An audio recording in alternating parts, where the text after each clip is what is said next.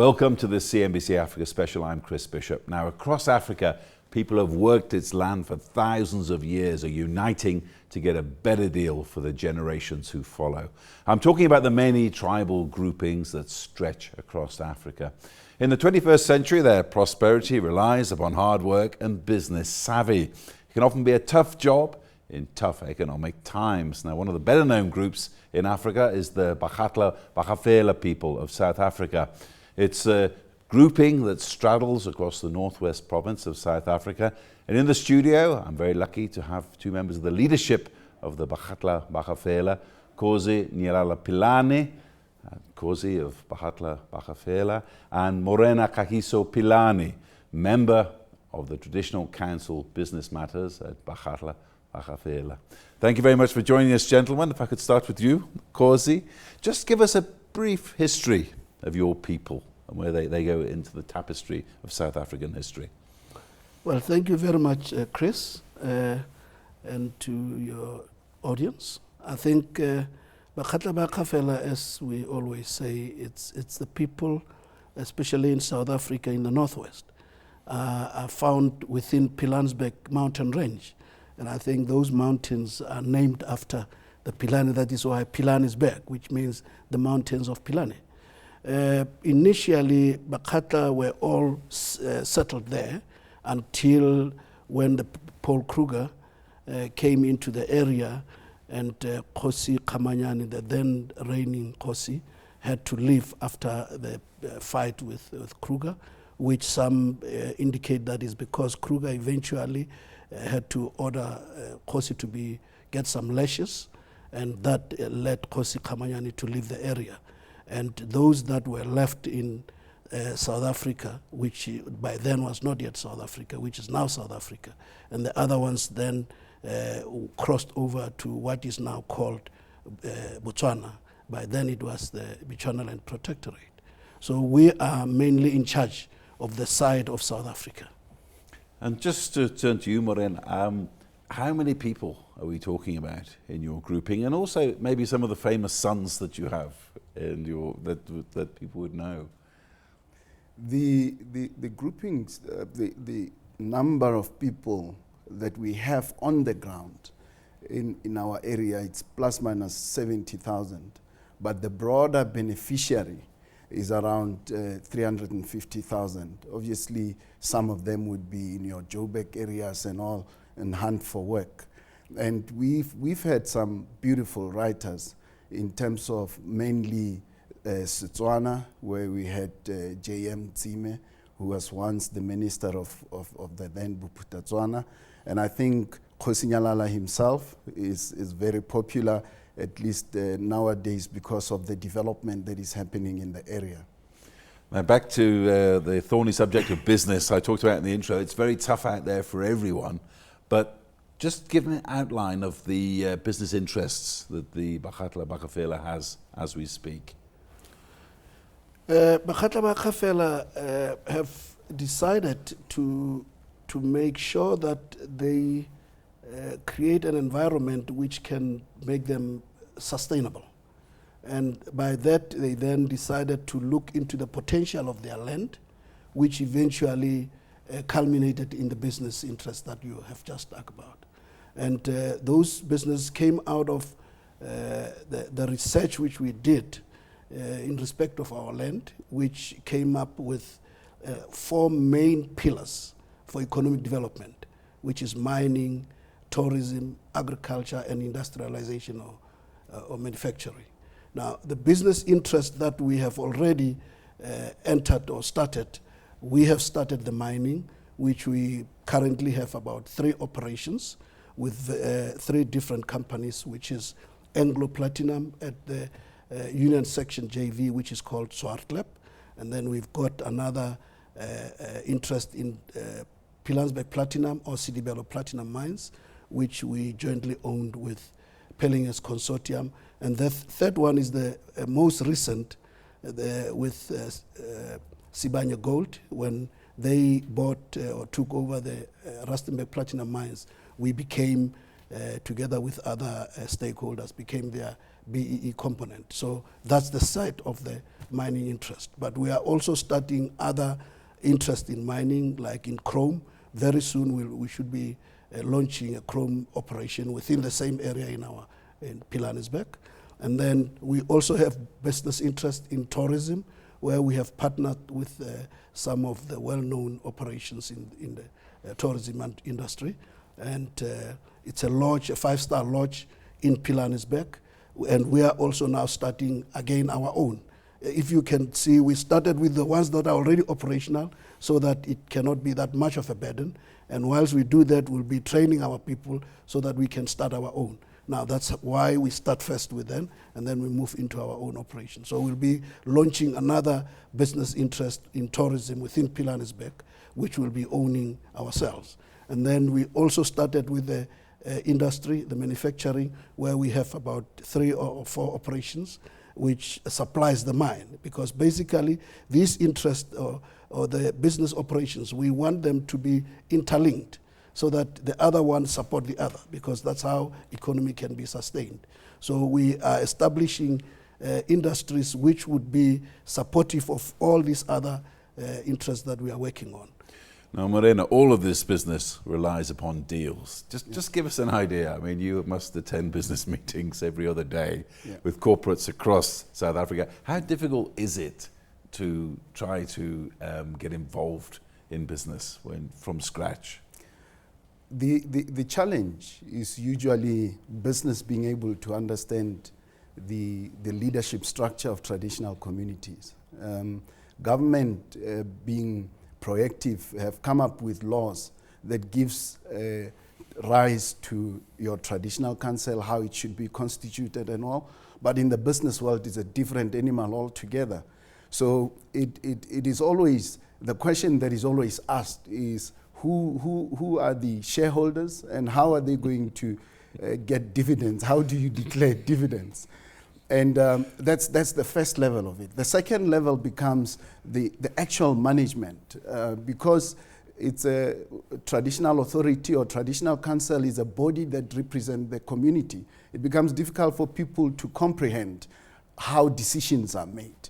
And fortunately, because of these acts that we're talking about, the traditional council in itself can sue and be sued, but it's still a difficult animal with the business community, to a point where we had to go through corporatization, where we would then have a trust becoming the holder of assets and the holder of business interest or business activities like your companies and all, and that at least brings them closer, because now like talks to like in terms of those business structures. Now, Jose, I saw you smiling when we were talking about some of the frustrations here. Can you give us a story maybe about how it can be sometimes when you go in there as a tribal trust to try to get? Yeah, no, I think I was just laughing because of the experience. Yeah. Our first breakthrough, which was the deal with Anglo, was a very frustrating one, because it took almost 10 years. Actually, it took 10 years. 10 years? Yes. And the first 7 years, we were knocking at Anglo Platinum, and they did not want to come to the table. and sometimes they could even be arrogant to say, but you are not our peers. So if you want to come and negotiate with us, we can't allow you. But after that perseverance, we managed to bring them to the table. And the negotiations took, from 7 years, it took another 3 years to eventually come up with a reasonable deal, which we are now together operating. Now, you can understand how frustrating it was. We even have to create more than 5 companies in order for them to accept that we will be able to discuss and talk with them as equals. And it was out of that kind of frustration that we realized that we have to really corporatize so that we get closer to corporate world, because they will tell you about the culture, and they only talk about the culture of the communities, but they don't talk about their own culture. Because I think my argument is, you also have the culture, we have the culture. Let us see how these cultures can get closer so that eventually we can move together. And once we can cooperate with each other, all these other problems will be resolved. But I think it was a good lesson for them and for us, and that is gradually coming into making shape now. Because Morena, I mean, there's a case in point there. A lot of people say about these mining empowerment deals, oh, people are being handed money, handed shares, whatever. It's not quite as easy as that, is it, from your experience? No, not at all. Not at all. I mean, look at the economic environment now. Platinum price are very low. That translates to no dividends. Now you've got these assets that you have in paper, and people don't necessarily see the value of this asset. But also what becomes more complex is that with business, it's about individuals. Now when you're talking to people and say, we are developing the economy, you're confusing business to come and invest in that economy to a point where business end up becoming a corporate citizen of the country, but forgetting that they have to fit in and become part of the community. And that's where the challenge is in terms of it. Worse off, what complexes them is that they end up creating their own silos where they've got a mining compound which would have all the basic services, and the next door village is suffering and living in squalor poverty. So these are the things that interest, when you look at them microscopically, you then see where we need to improve as the investment or the business community, to know that not only do we exist to make money, but we exist to coexist with people that have been residing in those areas for centuries in the past. This is my next question to you, Khosi. I mean, how does this money get down to 350,000 people that you're responsible for? It's indeed a terrible position to decide, because some other people expect the dividends to come as monetary term for them to get money. But people miss the point that if you want to distribute 10 million to 350,000 people, it's nothing to them. And eventually we have to come up with a solution whereby we try to distribute evenly by providing the bulk services, and the other ones is to create some bursaries and provide the hospital and provide the schooling. All these will at least start to improve, but it will also help prepare people for them to know that once they are developed, they can now sustain themselves. They don't have to be all the time be fed with money. We must teach them to create money, because once they've created money, then it becomes less burdened. And that's what we are trying to instill in their mind. Unfortunately, we are not yet at the stage where everybody understands this kind of approach. And that's what we are trying to do. I was laughing again when you asked Morena, because I was in a panel last time here in the mining, Joburg mining in Daba. And some of the mining companies were asking, why is it only the mining companies that are expected to assist the development in the communities? What about the Pick and Pays and the ShopRites? And they forget that the size of the land that they occupy for the operation of mining, it's not the same size of the land that Pick and Pay occupies. Sure. Pick and Pay take maybe a house which you can then compensate one family, but if you take more than 1,000 hectares, you are affecting a large number of people. Therefore, you have to also take that responsibility. And okay, you could argue that Pick and Pay probably do less damage to the land. Of course, that's where it gets into. But unfortunately, that's what we are all trying to bring some sense into our partners in mining, to say, yes, guys, let us see how best. Let us not just focus on the profit making only. Let us make sure that when you make profit, you also leave people who can sustain themselves. because then it will not be your responsibility after 20 years. Now, Morena, as a member of the Traditional Council on Business Matters, so the idea is to roll out infrastructure and to invite investors into your province. What sort of investors are you looking for? Look, the thinking and approach that we're looking to adopt, or that we have adopted, is that we want to leverage out of the pillars that Kosi alluded to earlier on. When you've got mines, I mean, we've got averagely around 6 mines in the area. So if you've got mines, we could develop the industry that supports these mines, your PPEs, whatever consumables. Because at the end of the day, investment is not only about dividends, it is also about your everyday consumables in the operation, and that creates value. So those are the type of investors that we're looking for. But also, for example, 3 years ago, we opened a shopping center, or a mall, that about 33,000 square meters mall. And that in itself, it's a type of investment, because we've got critical mass in terms of people that are there. I mean, as Bakgatla, we've got 32 villages, and that in itself creates value in terms of the market to sell to, let alone the employees that are working at these mines. The third one is government, bringing government services to the people, your home affairs and all other departments. So those are the type of investors that we're looking for, those that are in property development, because in that, then government will take up space in that. Fourthly, agriculture.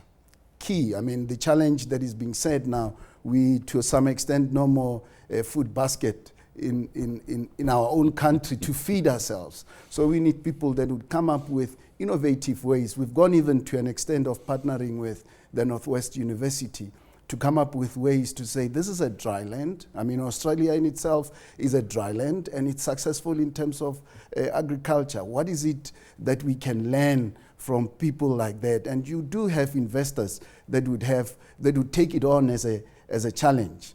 The most one that we want to anchor our economy on is tourism. Tourism is here to stay. I don't know if it's a burden or we were fortunate in that we had mining industry, the site which is looked at as damaging environment and all. And on the other hand, you've got tourism. I mean, we've got beautiful conservation areas, your Pilanesberg National Parks. We've got beautiful hotels.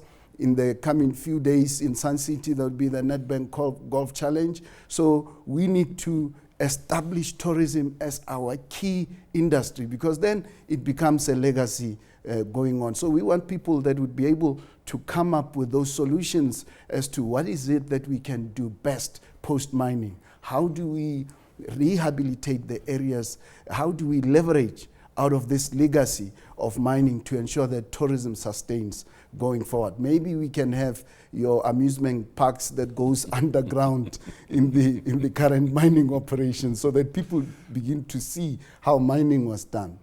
Sure. Because if I can come back to you, I mean, clearly you're trying to do a very difficult job here. You're trying to get a share of what's yours and distribute it to the people. It takes time, it's difficult. Surely there must be some tensions within the community sometimes about what's happening and when the money's coming.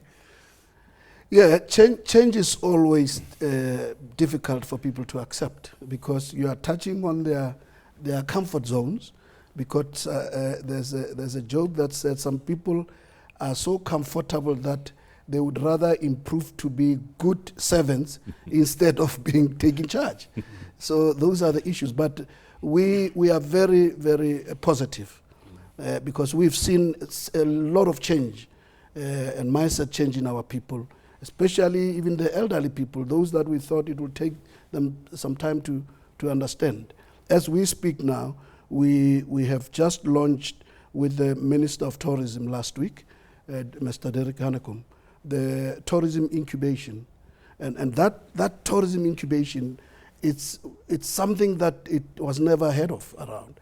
We have identified houses within the villages that are not fully used. You know, we normally have big houses in our homesteads, and when the kids grow and start establishing their own families. The parents are left with that big house. And unfortunately, in our villages, it's not like in the cities where the parents will then go and buy a smaller house and sell that one. It is not yet at that stage in our area. People are not ready to come and buy houses there.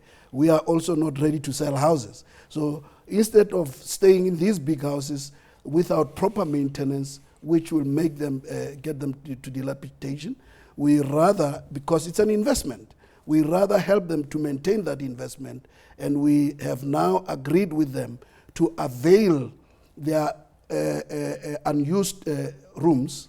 We will help them to develop them where they need to be developed, because we have created a management company, because some of them are not familiar with treating of tourists and so forth. So we have to do that.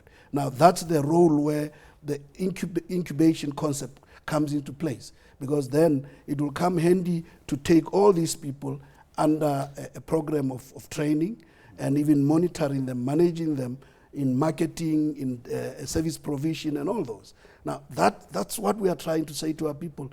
We have our own solution, and you must just light your spot. Once you light the corner where you are, everything will come bright. Now, it's not something that needs huge investment, because they already have these houses. All what is needed is just to change the mindset and place it on the proper position, and all takes off. Morena, what do you think is the biggest challenge facing the future of your people in this tremendous distance that you're going to travel? The challenge is mainly people being able to understand. You know, that's the conundrum that I'm sure every leader is faced with. That you see a future, you dream for your people as a responsibility that you have, and people being able to hear what you are saying. It's difficult, because to you it's a vision. I mean, a vision in itself, it's something that does not exist, and you're trying to convey that and make people see it. That's the greatest challenge. The other one is what you were saying. I mean, people wanting to see immediate benefits. I was talking about dividends being passed down, and the communication that comes from the outside world is exactly that. There should be dividends flowing out to people. I mean, when you're talking 350,000, it becomes difficult, but people need to get to a point where they see the benefits being development. So if people can begin to appreciate that, then that will come together. The last one, which is key, is having government supporting. As much as a community we can, develop, we can have a vision, we operate within government rules. And if government comes to the party, there's an idiom in our language that two people can kill a snake. So we need to have government coming in and holding hands. Fortunately, it's beginning to come together. We've signed an MOU with the local municipality a few months ago, and at least now, once that has happened, it becomes easier now to co-develop with government. And those are the challenges that I think once we begin to get to grasp and be able to deal with them, we should be running for goals. Of course, before the show, we talked a bit about your dream of having like a community of entrepreneurs of renown that people talk about in Africa. How far do you think you are from that dream? Well, I cannot really give the measure, but as Morena has just indicated, the main problem or challenge have been disseminating conflicting information to the people. The government or municipality saying this, and we saying the other thing. Once that happens, it brings confusion. But the fact that the municipality now is coming on board with what we are doing, I see it can be something that can run very fast. We have seen a lot of youth coming into the picture, showing interest. We have requested them and assisting them to create some entities, and we will now take them through training programs in their respective interests. And once that start to take off, I think everything will now start to see. Because the problem has always been, it was still just a vision, and it's not easy for people to grasp the vision. Until they see something taking off, then they can follow. And we hope once those projects start to take off, definitely it can take even faster than we expected. So Morena, just a quick word. I mean, the youngsters coming up, leaving school now, do you see them seeing entrepreneurship as a future for them? You see, I think the legacy that we have as Africans, somewhat we drifted away from entrepreneurial aspirations. Now, most of the people that we have as entrepreneurs, mostly they are taking over from their fathers, you know, from the generation before.